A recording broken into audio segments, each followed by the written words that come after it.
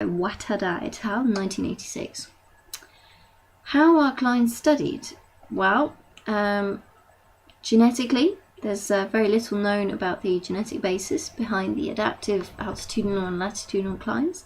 However, there is at least one paper, so McKechnie et al. 2010, that has linked Cline in wing size to a polymorphism in the promoter of DCA, which stands for Drosophila cold acclination. So that gene influences wing size and affects wing thorax allometry, with the allele frequency changing along the Australian cline. So in their study, they manipulated levels of DCA using the UAS Gal4 system, and found that they could reduce wing size but did not affect thorax size. Genetic variability, heterozygous have an advantage, are on average bigger than homozygous, and there's lower phenotypic variability in central populations due to low genetic variation when Freeman was studying the Scandinavia and Scotland to North Africa cline. I think there was another paper that studied inversion frequencies, but I really can't remember the reference. And then the other way that Clines are studied is at a cellular level, so phenotypic plasticity. And it's usually done by sort of looking at metrics of specific lengths. So, for instance, 2 landmarks, I think the anterior cross vein to the wingtip is one of them. There's no universal one across all the studies, but you get an idea. So the Australian cline, overall lower temperatures mean slower growth, but an overall larger organism. So when we look at the different clines in a bit more depth, so the Australian cline, thorax length and wing area increased with latitude in Australia. Temperature increases cell area, and high latitude increases cell number. That's interesting that you've got two different mechanisms here. High latitude, so Azevedo 1998 reports that high latitudes increase cell number, whilst James 1995 reports that wing change due to both cell size and number, primarily number. So James mentions cell size as well as number in the Australian cline. So there's a little bit of a debate there, but overall the take-home message is wing size increase with latitude. The South American cline, cell number also increased with latitude, possibly because of compensatory interactions with cell size. But size here is definitely more important, the number in the South American compared to the Australian cline. So what are the general trends? So I'll look at wing area, wing loading and aspect ratio in turn.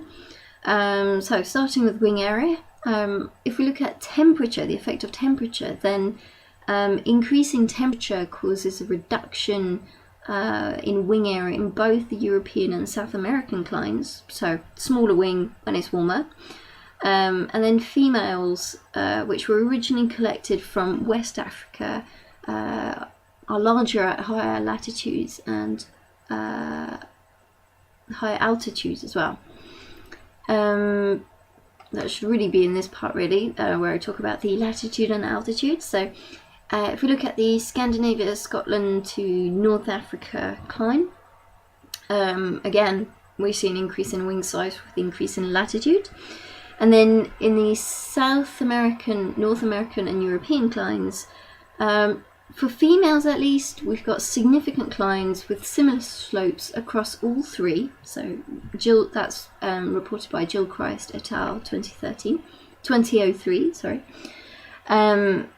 Whereas for males, there are clines, but they're not significant in South America. And they also look at, so that paper in particular looks at wing length in North America and Europe, and finds that both length increases with latitude, but the relative parts of the wing change and not in the same way. So I'll come on to that a little bit later.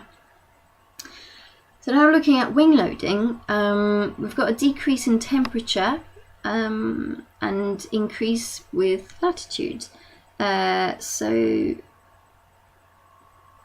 if you decrease temperature and increase in latitude, then in Europe and Australia you find that wing loading decreases. And this is, as you might expect, from an adaptive hypothesis.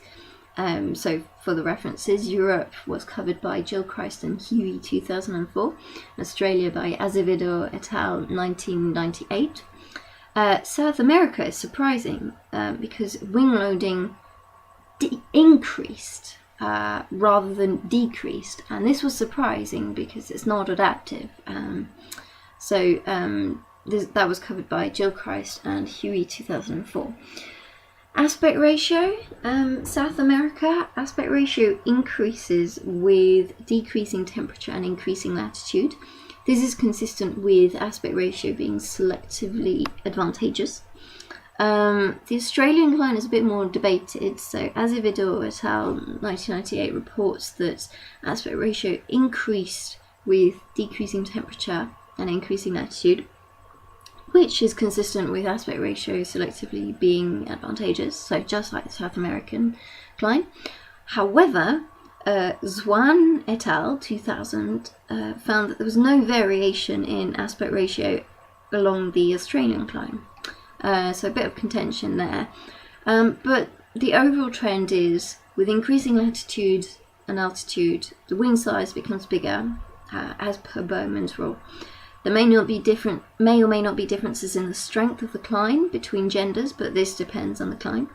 Aspect ratio usually increases in the cold and at high latitudes, whilst wing loading, which corresponds to weight divided by wing area, roughly equivalent to the opposite of wing over thorax. I'm very hesitant to say this. It's more of a proxy than anything else, but it's a good approximation. Anyway, wing loading. The trends in wing loading are a bit less obvious.